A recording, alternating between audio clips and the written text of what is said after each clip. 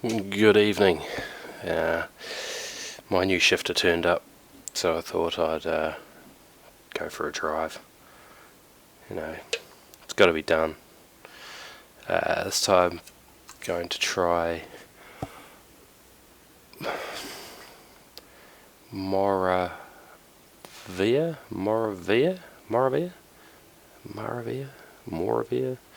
Yeah, something like that. And a Boss 302 R1, and race start or practice session starts at 11 PM, so it's in the dark.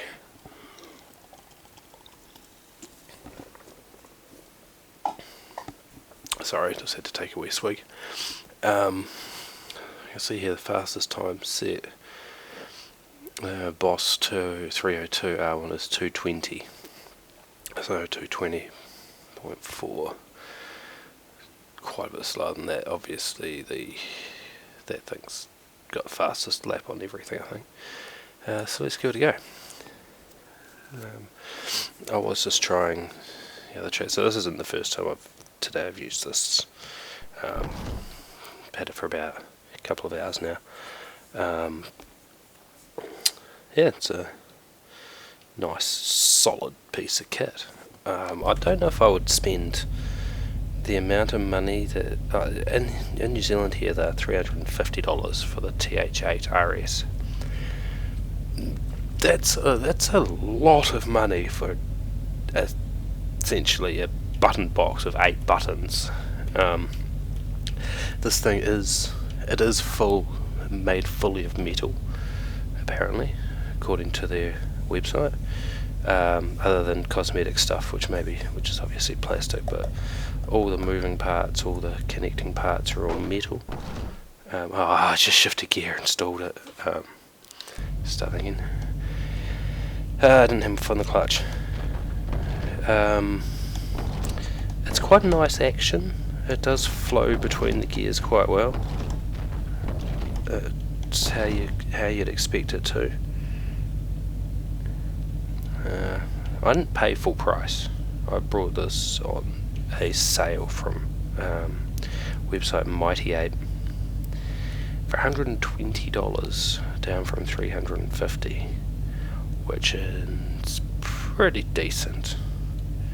So let's go give this thing a wee nudge and see how it performs around in the track. And my V8 sounds like a V8 too.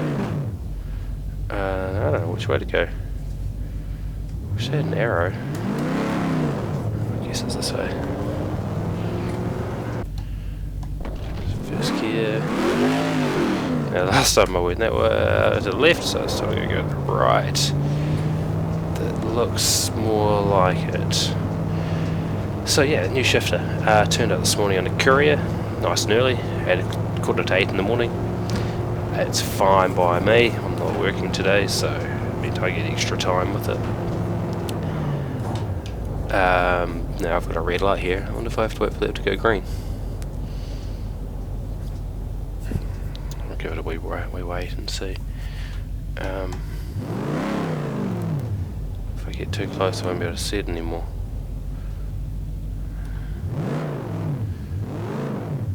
So apparently 11 o'clock at night is quite bright over here. I'm just going to go. So yes, new shifter, TH8 RS.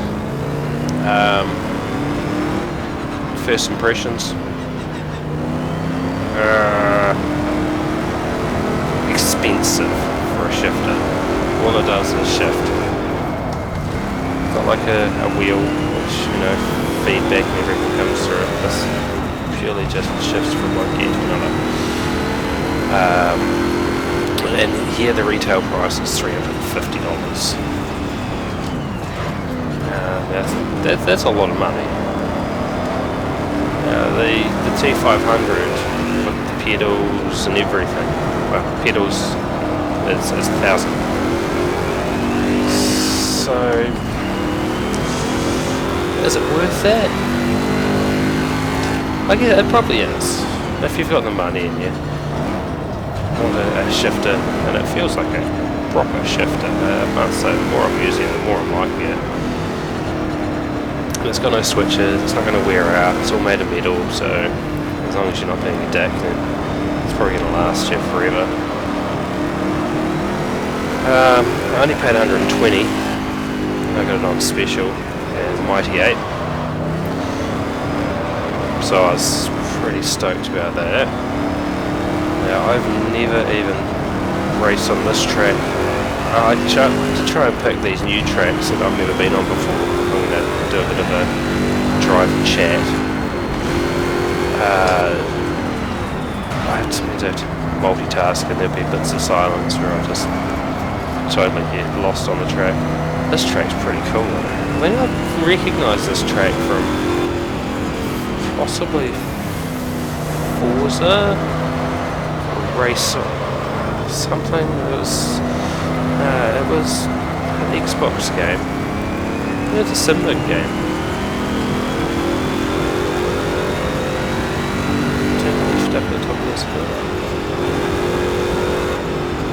It does. Oh, it's just a 50-50 chance on it going one way or the other. This is back up to the start finish. I think I'm quite used to quite like this track. So yeah, anyway, what was I talking about? A shifter. 120 bucks. So that's sort of at 120. This is amazing value.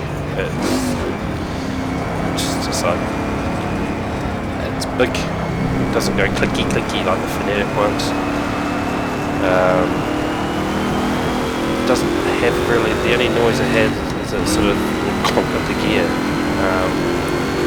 which is a feeling as much as it is it's very much a tactile feeling.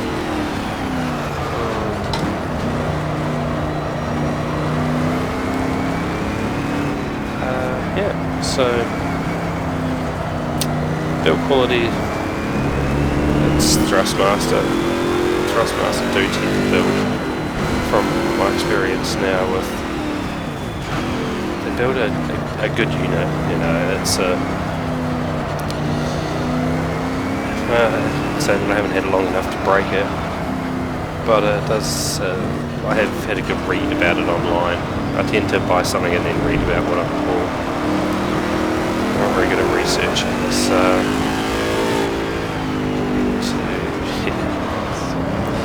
Anyway, I chose this track because I think it was in the Czech Republic.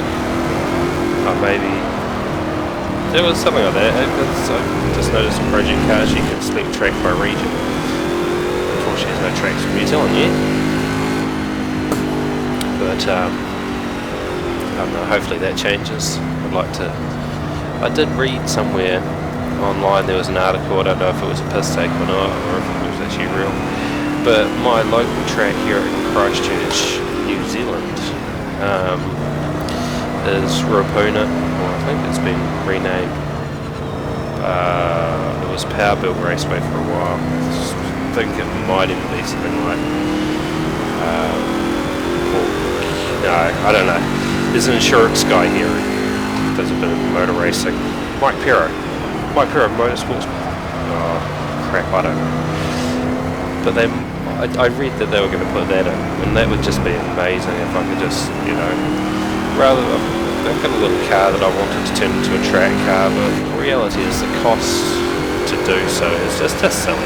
I can't afford just to do that, whereas, you know, I can sit here and spend hours and hours just driving around these virtual tracks. And if I'm in the zone,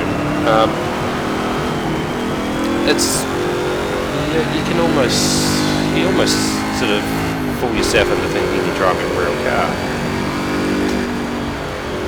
And I guess that's where you want to get it to that point as well. That when you're driving it around, you don't want to drive these things like a game, sliding into the corners. Well, some people do, and I watch a lot of YouTube videos of people swinging on their steering wheel back and forward and throw the car into the corners, hear it skid the whole way through the corner. It seems to work for them. They probably get these really great lap times, but You don't see racing car drivers throwing the cars into every corner they go into.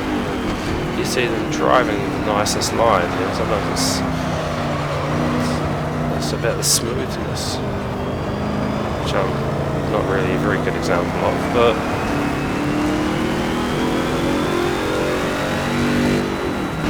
gentle does it.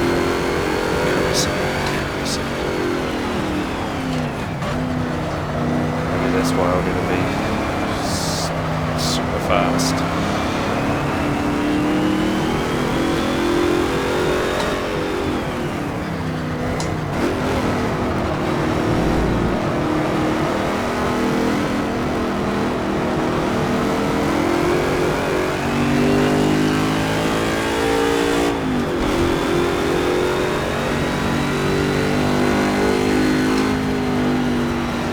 Back to one-handed driving now though, because I tend to leave one hand on the wheel and the other one resting on the gear stick a lot.